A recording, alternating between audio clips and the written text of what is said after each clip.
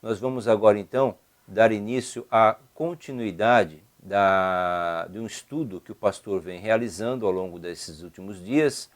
E ontem nós interrompemos aqui na doutrina acerca da igreja, a eclesiologia, e vamos então dar continuidade no sistema de pergunta e resposta. Eu vou fazer então aqui a pergunta ao pastor e ele irá então respondendo e esclarecendo assim essa importante doutrina na vida cristã. Pastor Natanael, em relação à eclesiologia, por que devem os crentes tomar a ceia do Senhor ou a comunhão? Porque Jesus mandou fosse celebrada em memória de mim, entre aspas, quer dizer, em memória dele. 1 Coríntios 11, 23 a 25, que passarei a ler para conhecimento dos nossos ouvintes. Diz assim o texto bíblico, 1 Coríntios 11, 23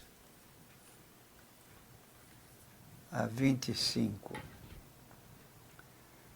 Diz assim o texto, porque eu recebi do Senhor, o que também vos ensinei, que o Senhor Jesus, na noite em que foi traído, tomou o pão e, tendo dado graças, o partiu e disse, tomai, comei, isto é o meu corpo que é partido por vós, fazei isto em memória de mim. Semelhantemente também, depois de cear, tomou o cálice, dizendo, este cálice é o Novo Testamento no meu sangue, fazei isto todas as vezes que beberdes em memória de mim. Pastor Natanael, o que significa esta santa instituição? Ela significa o corpo partido e o sangue derramado de nosso Senhor Jesus Cristo, dos quais nos apropriamos pela fé quando participamos dos símbolos daquele corpo e daquele sangue. Como já foi lido, né? 1 Coríntios capítulo 11, versículo 23 a 25, né? Já acabamos de ler. Então vamos aqui avançando. Este símbolo realmente se transformam na carne e no sangue de Cristo? Importante pergunta essa, pastor. Esses símbolos da ceia, eles se transformam na carne e no sangue de Cristo? Não. Simplesmente servem como símbolos das bênçãos espirituais a nós conferidas pela morte de Cristo. E ainda 1 Coríntios 11, 26, porque todas as coisas que comerdes, porque todas as vezes que comerdes este pão e beberdes este cálice, anunciais a morte do Senhor até que venha. Perfeito. 1 Coríntios 11, 11, 26. A comunhão, pastor, tem alguma relação com a cura divina? Sim. Os elementos da comunhão, entre aspas, o pão e o vinho, representam o corpo de Cristo partido por nós, e seu sangue, ainda entre aspas, a vida de Cristo, conforme Levítico 17, versículo 11, fecha aspas, derramado por nós pela fé ao participarmos desses símbolos. Podemos apropriar-nos da vida vivificante de Cristo. Isso podemos conseguir para sermos curados. Alguma enfermidade, como nós lemos, por exemplo, Isaías 53, versículo 5. Essa citação de Levítico, pastor, 17, 11, só quer que eu leia? Para ficar bem clara essa situação? Então leia. Diz aqui a palavra de Deus, porque Levítico 17, versículo 11, porque a vida da carne está no sangue, pelo que vô-lo tenho dado sobre o altar, para fazer expiação pelas vossas almas, porquanto é o sangue que fará a expiação da alma. E agora, pastor Isaías, né? Isaías 53, 5. Isaías 53, 5 já está aqui. Aí. Eu vou ler para os irmãos. Mas ele foi ferido por causa das nossas transgressões e moído por causa das nossas iniquidades. O castigo que nos traz a paz estava sobre ele e pelas suas pisaduras fomos sarados. Mais algum outro trecho? Agora, 1 Pedro, capítulo 2, versículo 24. Perfeito. Levando ele mesmo em seu corpo os nossos pecados sobre o madeiro, para que, mortos pelos pecados, pudéssemos viver para a justiça, e pelas suas feridas fostes sarados. Mateus 8, 17. Né?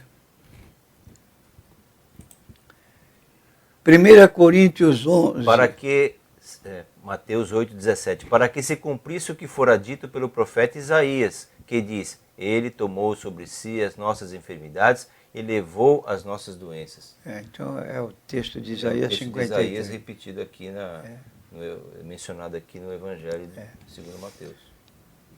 Certo? Vamos então avançando. Que é a cabeça...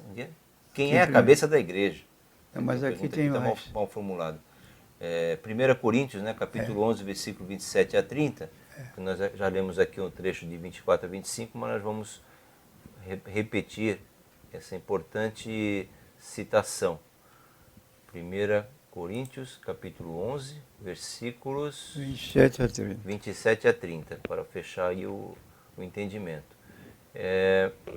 Diz assim a palavra de Deus. 1 Coríntios, capítulo 11, 27. Portanto, qualquer que comer este pão ou beber o cálice do Senhor indignamente, será culpado do corpo e do sangue do Senhor. Examine-se, pois, o homem a si mesmo, e assim coma deste pão e beba deste cálice. Porque o que come e bebe indignamente, come e bebe para a sua própria condenação, não discernindo o corpo do Senhor. Por causa disto há entre vós muitos fracos e doentes e muitos que dormem. Aí sim, vem a pergunta seguinte: quem é a cabeça da igreja, pastor Natanael? Cristo, o sumo pastor, é a grande cabeça da igreja. E em Efésios, capítulo 1, versículo 22, e sujeitou todas as coisas a seus pés, e sobre todas as coisas constituiu como cabeça da igreja. E quem seria, pastor, então, a cabeça da igreja local? Seria o pastor que preside. O pastor que preside. O apoio bíblico para essa nossa afirmação seria essa citação? Efésios 4:11? Quem é a cabeça de cada igreja local? Certo. O pastor é a cabeça de cada igreja local, pois Cristo deu uns para, abre aspas, pastores, continua, para serem seus subpastores, quer dizer, sendo Jesus o pastor. Ele mesmo deu uns para apóstolos, outros para profetas, e outros para evangelistas, e outros para pastores, e doutores, enfim, e continua. E aqui então ele é o sumo pastor. Certo. O pastor principal. Cabeça da igreja. Cabeça da igreja. Perfeitamente. Então, o próximo tópico que nós vamos agora abordar... Efésios 4:11. Já foi lido agora. Há outros oficiais da igreja biblicamente separados, pastor? Sim. Presbíteros ou anciãos e diáconos para ajudarem o pastor. Os presbíteros, especialmente nas coisas espirituais, e os diáconos, especialmente nas coisas materiais. Nós temos aqui 2 textos a apresentar. Atos capítulo 6, versículo 1 a 5. Eu vou ler aqui para quando foi para escolher diáconos para a igreja primitiva, veja a providência que tomaram. Atos capítulo 6, versículo de 1 a 5. Ora, naqueles dias, crescendo o número dos discípulos, houve uma murmuração dos gregos contra os hebreus, porque as suas viúvas eram desprezadas no ministério cotidiano. E os 12, convocando a multidão dos discípulos, disseram: Não é razoável que nós deixemos a palavra de Deus e sirvamos às mesas.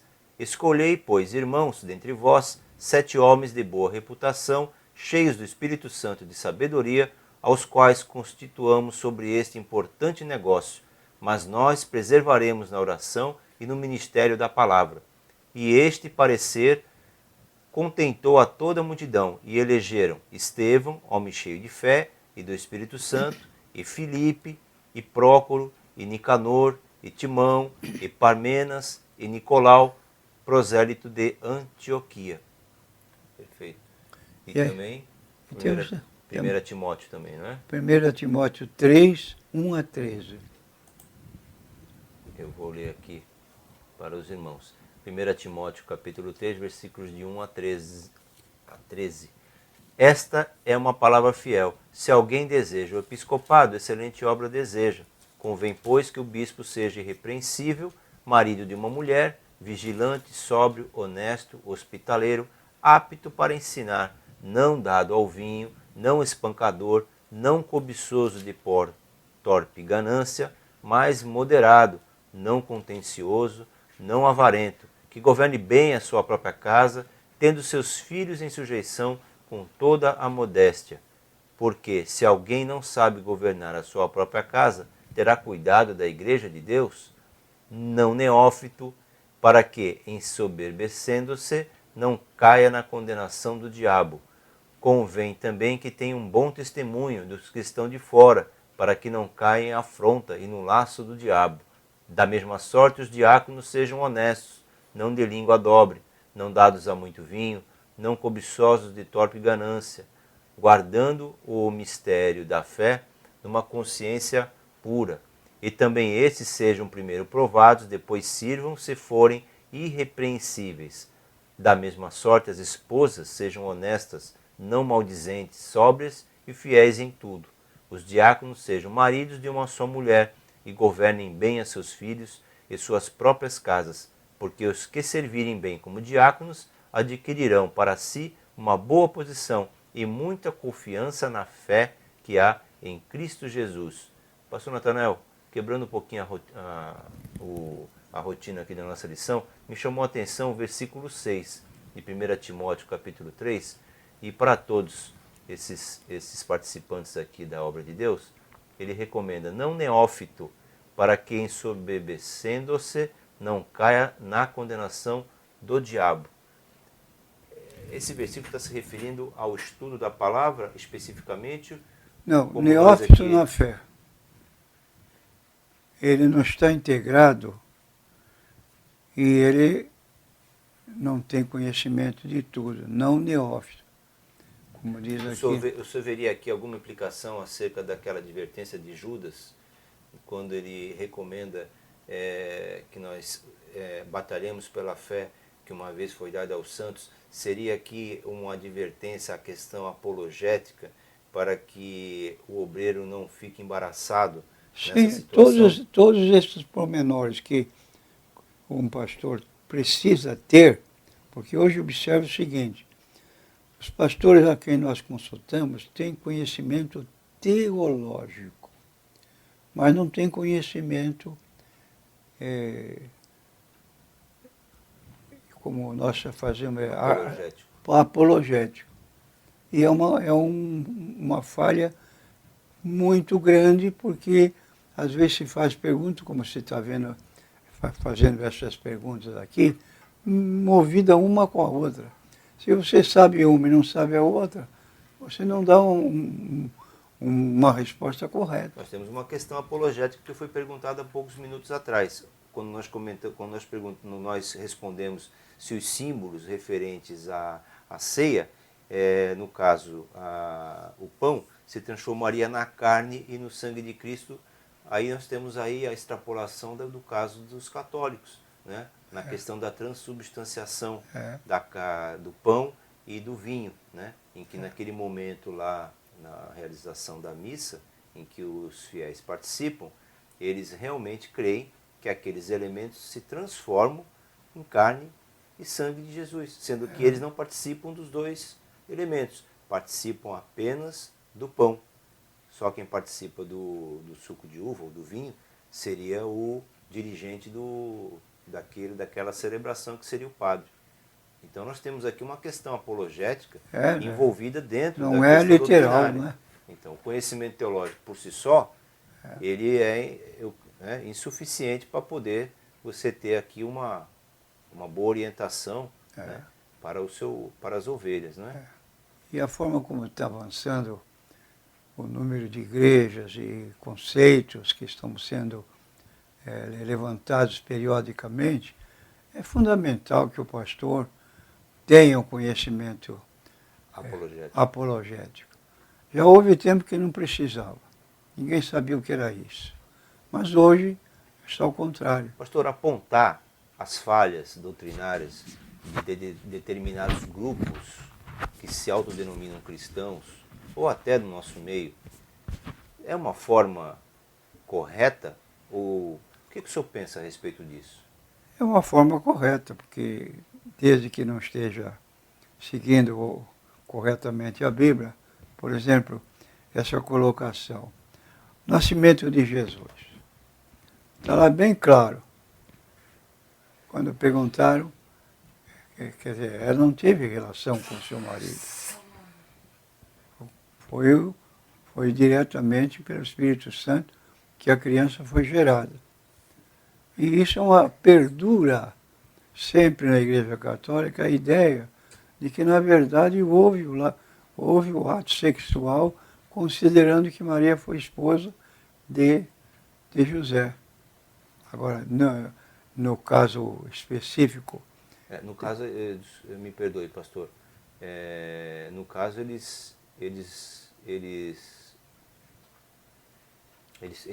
praticamente, não vou dizer afirmar, mas dentro do catecismo católico, né, existe essa possibilidade, essa questão de que Maria ela só concebeu a Jesus, mas não teve mais relações com seu marido José, porque a própria Bíblia ela comenta que Jesus teve irmãos.